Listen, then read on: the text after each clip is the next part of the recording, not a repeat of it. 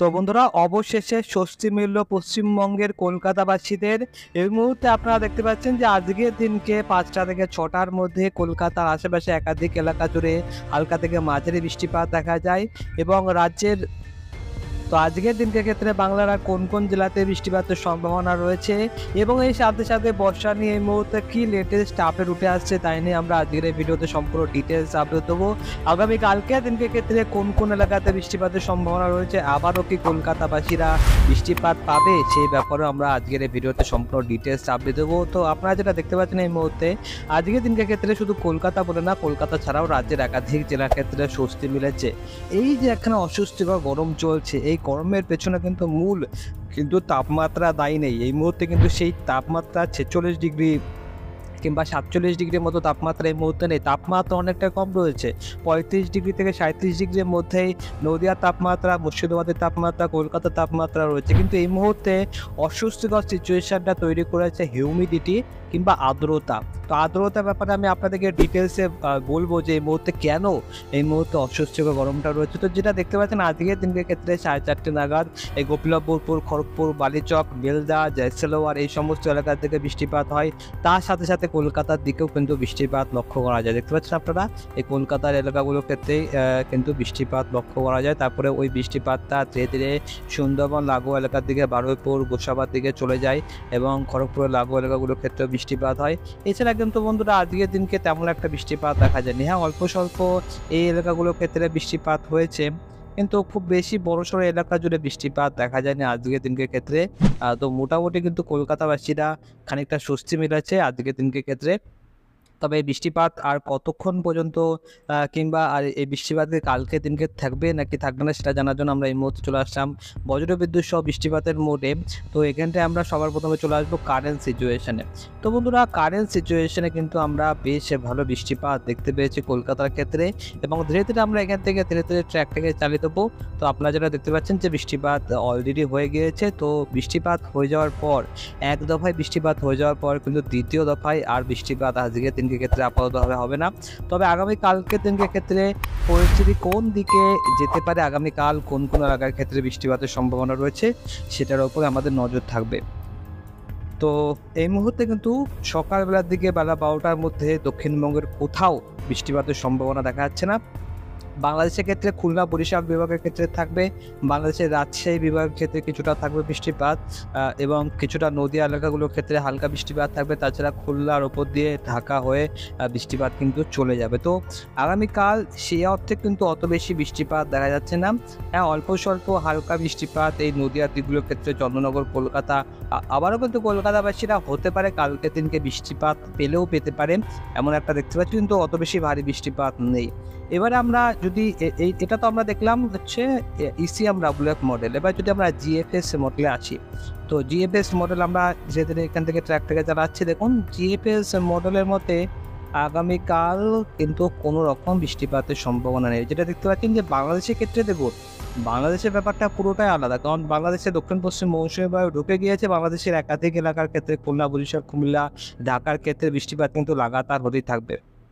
সেক্ষেত্রে বৃষ্টিপাত বেশি থাকবে সিলেট এবং এখানে ময়মনসিংহের ক্ষেত্রে, কিন্তু তাছাড়া কিন্তু ওভারঅল বৃষ্টিপাত হবে। দেখুন এখানটায় কোন এলাকাটুকু জুড়ে বৃষ্টিপাত হচ্ছে যদি আপনারা দেখেন, তো এখানটা কিন্তু ক্লিয়ারলি দেখা যাচ্ছে যে দক্ষিণ পশ্চিম মৌসুমী বায়ু এই এলাকাটুকুর মধ্যেই কিন্তু রয়েছে। দেখুন এখানে কিন্তু দক্ষিণ পশ্চিম মৌসুমী বায়ু ঢুকে গেছে এই এলাকাটুকুর মধ্যে। তাছাড়া আপনারা কিন্তু এই এলাকাগুলোর ক্ষেত্রে, রাজশাহী এলাকার ক্ষেত্রে কম বৃষ্টিপাত দেখতে পাবেন, কারণ এখানে মৌসুমী বায়ু কিন্তু প্রবেশ এখনো পর্যন্ত হয়নি। তো এখান থেকে আমরা ধীরে ধীরে ট্র্যাকটাকে চালিয়ে দিচ্ছি। আপনারা যেটা দেখতে পাচ্ছেন যে বৃষ্টিপাতের সম্ভাবনা আগামীকালকে দিনকে ক্ষেত্রে অনেকটাই কম রয়েছে। 3টে মডেল রয়েছে, 3টে মডেলের মধ্যে যদি 2টো মডেলও যদি দেখিয়ে দেয় যে বৃষ্টিপাত হবে, তাহলে সেক্ষেত্রে বৃষ্টিপাতের চান্সেসটা অনেকটা বেড়ে যায়। তো আমরা যদি আইকন মডেলে যাই, তো আইকন মডেলের ক্ষেত্রে আমরা ধীরে ধীরে এখান থেকে ট্র্যাকটাকে চালিয়ে দেবো। তো দেখুন আইকন মডেলে যেটা দেখাচ্ছে যে উত্তরবঙ্গের ক্ষেত্রে বৃষ্টিপাতের সম্ভাবনা থাকবে এবং তার সাথে সাথে এই মুর্শিদাবাদের কিছুটা লাগোয়া এলাকা জুড়ে অল্প স্বল্প বৃষ্টিপাতের সম্ভাবনা থাকবে। তাছাড়া দক্ষিণবঙ্গের ক্ষেত্রে কিন্তু আপাততভাবে বৃষ্টিপাতের তেমন কোনো সম্ভাবনা দেখা যাচ্ছে না। দেখুন এখানটায় এই এলাকা জুড়ে একটুখানি বৃষ্টিপাতের মানে নলহাটি থেকে কিছুটা মুর্শিদাবাদে আজিমগঞ্জ, বহরমপুর এলাকাগুলোর ক্ষেত্রে বৃষ্টিপাত দেখা যাচ্ছে। তো ওভারঅল আপনারা বলতে পারেন যে অল্প স্বল্প বৃষ্টিপাতের সম্ভাবনা থাকবে, কিছুটা মুর্শিদাবাদের সাইডে বৃষ্টিপাতের সম্ভাবনা বেশি রয়েছে, কারণ আমরা ECMWF মডেলে, যদি আমরা ECMWF মডেলে যাই, তো ECMWF মডেলও কিন্তু আমাদেরকে এই আপডেটটাই দিয়েছে যে এখানে হালকা হালকা বৃষ্টিপাতের সম্ভাবনা দেখা যাচ্ছে। তো মুর্শিদাবাদ এলাকাগুলোর ক্ষেত্রে কিছুটা স্বস্তি মিললেও কালকের দিনকে মিলতে পারে, 75% মতো চান্স এই মুহূর্তে রয়েছে। তো এবারে আমি আপনাদেরকে কিন্তু যেটা দেখাবো, যেটা আমি আপনাদেরকে বলছিলাম যে এই মুহূর্তে এতটা গরম কেন রয়েছে, কারণ তাপমাত্রার দিকে যদি আপনারা আসেন তো সেখানে কিন্তু দুটোর সময় যদি আসি, একটার সময় আসি, তাহলে দেখতে পাবেন যে নদিয়ার ক্ষেত্রে 36 ডিগ্রি টেম্পারেচার, ঠিক আছে। কলকাতার ক্ষেত্রেও 36 ডিগ্রি টেম্পারেচার তাপমাত্রা বেশি রয়েছে কোথায়, বাঁকুড়ার ক্ষেত্রে, পুরুলিয়ার ক্ষেত্রে। তো এখানে কিন্তু অত বেশি অস্বস্তি তৈরি হচ্ছে না, অস্বস্তি তৈরি হচ্ছে নদিয়া, মুর্শিদাবাদ, বর্ধমান এবং কলকাতা, 2 চব্বিশ পরগনা এবং 2 মেদিনীপুর, এই এলাকাগুলোর ক্ষেত্রে কিন্তু অস্বস্তি তৈরি হচ্ছে। কেন তৈরি হচ্ছে? এর কারণ হচ্ছে আর্দ্রতা। তো এই মুহূর্তে যেটা আমরা যদি কারেন্ট সিচুয়েশন আর্দ্রতা দেখি, তো অত্যন্ত বেশি আর্দ্রতা। দেখুন এখানটায় কলকাতার ক্ষেত্রে 94% হিউমিডিটি। তো হিউমিডিটির যে রেঞ্জ হয় সেটা হচ্ছে যে 30% থেকে যদি আমরা 60%-এর রেঞ্জে থাকি, সেটা হচ্ছে আইডিয়াল যাকে বলে। এই রেঞ্জের মধ্যে হিউমিডিটি সব থেকে ভালো। এর উপরে গেলে বেশি হিউমিডিটি। তো এই বেশি হিউমিডিটি মানে কি, আপনারা মানে ঘামবেন কম, তো মানে আমাদের ইয়ে থেকে, বডি থেকে টেম্পারেচারটা কিন্তু ডাউন কম হবে, কারণ যত বেশি ঘামি আমরা তত বেশি আমাদের গায়ের তাপমাত্রা কমে যায়। তো সেক্ষেত্রে যেহেতু বাতাসে হিউমিডিটি অনেক বেশি, যার কারণে আমাদের এখানে গায়ের কিন্তু ঘাম অনেক কম হচ্ছে, যার কারণে কিন্তু অস্বস্তিটা একটু বেড়ে গেছে। তো হিউমিডিটির কিন্তু এটাই এফেক্ট হয়। এর জন্য আপনারা কিন্তু দিল্লিতে দেখবেন যে কম হিউমিডিটির কারণেও, বেশি তাপমাত্রা হলেও, 40 ডিগ্রি 45 ডিগ্রি তাপমাত্রা হলেও, সেখানে যেহেতু হিউমিডিটি 20% কিংবা 30%-এর রেঞ্জের মধ্যে থাকে, যার কারণে ওখানে কিন্তু গরমটা অত বেশি ফিল হয় না।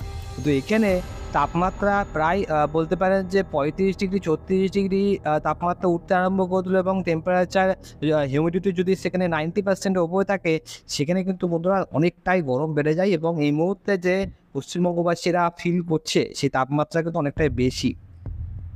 তো এই মুহূর্তে আমি আপনাদেরকে এটাই আপডেট দিতে চাইছিলাম যে এই মুহূর্তে কিন্তু হিউমিডিটিটা অনেকটা বেশি রয়েছে, 92%। কলকাতার ক্ষেত্রেও 94% হিউমিডিটি, অনেকটা বেশি হিউমিডিটি। পুরুলিয়ার থেকে বাঁকুড়ার দিকে দেখুন 76%, পুরুলিয়ার ক্ষেত্রে 58%। তো এখানে কিন্তু হিউমিডিটিটা রেঞ্জের মধ্যেই রয়েছে, যার কারণে টেম্পারেচার 31 ডিগ্রি মানে যথেষ্ট ভালো মনোরমদায়ক আবহাওয়া। কিন্তু আমাদের পশ্চিমবঙ্গের দক্ষিণবঙ্গের ক্ষেত্রে 27 ডিগ্রি টেম্পারেচারটাও কিন্তু অনেকটা অস্বস্তিকর পরিস্থিতি তৈরি করে। তো যদি আমরা একেবারে চলে আসি মানে সকালবেলার দিকে, তো দেখুন সেই সকালবেলার দিকে হিউমিডিটি আরও কম থাকে পুরুলিয়া বাঁকুড়ার দিকে, 44%, এবং বাঁকুড়ার দিকে যেখানে হিউমিডিটি অনেক বেশি থাকে সেখানে টেম্পারেচারটা কম থাকে, কিন্তু সে টেম্পারেচার কম থাকার কোনো মানে হয় না, কারণ হিউমিডিটি অনেকটা বেশি। দেখুন এখানটায় 37% হিউমিডিটি রয়েছে, পুরুলিয়ার ক্ষেত্রে 41%। দেখুন এখানটায় 39 ডিগ্রি তাপমাত্রা, পুরুলিয়ার ক্ষেত্রে 36 ডিগ্রি তাপমাত্রা। তো পুরুলিয়ার ক্ষেত্রে ওয়েদারটা বেশ মানে অনেকটা কমফোর্টেবল ওয়েদার। তো যার কারণে কিন্তু এই মুহূর্তে পশ্চিমবঙ্গের অনেকটা খারাপ পরিস্থিতি হয়ে রয়েছে আর্দ্রতার কারণে। তো আর্দ্রতা, বৃষ্টিপাত হওয়ার সাথে সাথে আর্দ্রতা একটুখানি রিডিউস হয়, বাতাসে আর্দ্রতা বেড়ে যায়, কিন্তু টেম্পারেচার অনেকটা ড্রপ হয়, সেক্ষেত্রে অনেকটা কমফোর্টেবল পজিশনে চলে আসে। কিন্তু যেহেতু বৃষ্টিপাত হচ্ছে না, অন্যদিকে হিউমিডিটি বেড়েই চলেছে, তার সাথে সাথে কিন্তু বন্ধুরা এই মুহূর্তে তাপমাত্রাও ধীরে ধীরে রাইজ করছে। আমরা দেখে নেবো কালকে দিনকে তাপমাত্রা, ম্যাক্সিমাম তাপমাত্রা কত যাবে। তো দেখুন কালকের দিনকের ক্ষেত্রে হিউমিডিটির গ্রাফটা দেখুন শুধুমাত্র, তারপর আমরা টেম্পারেচারের ব্যাপারে আসবো। তো দেখুন এখানে 39 ডিগ্রি, পুরুলিয়া থেকে 39 ডিগ্রি টেম্পারেচার, আর হিউমিডিটি হচ্ছে 28% হিউমিডিটি। বাঁকুড়ার দিকে 40 ডিগ্রি টেম্পারেচার, 28% হিউমিডিটি। কিন্তু নদিয়ার দিকে দেখুন এখানে কোথায় 28% হিউমিডিটি, আর কোথায় এখানটায় 60%, মানে তার দ্বিগুণ হিউমিডিটি রয়েছে নদিয়ার দিকে, কিন্তু 36 ডিগ্রি টেম্পারেচার। 4 ডিগ্রি তাপমাত্রার ব্যবধান হলেও এখানে রিয়েল যে ফিলিং টেম্পারেচারটা হবে সেটা কিন্তু 40 ডিগ্রির সমান কিংবা 40 ডিগ্রির বেশিও হতে পারে। তো ফিলিং যে টেম্পারেচারটা হয় সেই তাপমাত্রাটা, তো হিউমিডিটি বেশি রয়েছে এই মুহূর্তে, আপাততভাবে কিছুই করার নেই। যাদের বাড়িতে এসি রয়েছে তাদের তো কোনো সমস্যা নেই, কিন্তু যাদের বাড়িতে এসি নেই তাদের কিন্তু আসল সমস্যায় ভুগতে হচ্ছে। এবার আমি আপনাদেরকে যেটার দিকে নজর রাখার চেষ্টা করবো সেটা হচ্ছে যে মৌসুমী বায়ু কোথায় এই মুহূর্তে দাঁড়িয়ে রয়েছে, সেটা কিন্তু আমি আপনাদেরকে দেখিয়ে দিচ্ছি। অন্যদিকে মৌসুমী বায়ুটা কিন্তু খুবই খামখেয়ালিপনা দেখাচ্ছে। 6 তারিখের যে লেটেস্ট আপডেট উঠে আসছে খুবই খারাপ যাকে বলে। তো এই জায়গাটার ক্ষেত্রে আপনারা একটু নজর রাখুন।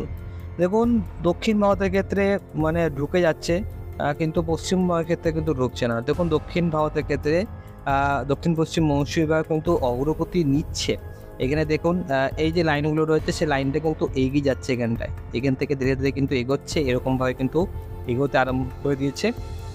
এবং এই জায়গাটার ক্ষেত্রে দেখতে পাচ্ছেন যে 30 তারিখ থেকে 1 তারিখ এই জায়গাটা অক্ষরেখাটা ছিল। তারপরে 2 তারিখ কিছুটা এগিয়ে গেল, 3 তারিখ আরও কিছুটা এগিয়ে গেল, 4 তারিখ 5 তারিখ একই জায়গায় ছিল, 6 তারিখ আজকের দিনকে আবারও কিছুটা দক্ষিণ ভারতে দক্ষিণ পশ্চিম মৌসুমী বায়ুর অগ্রগতি নিল।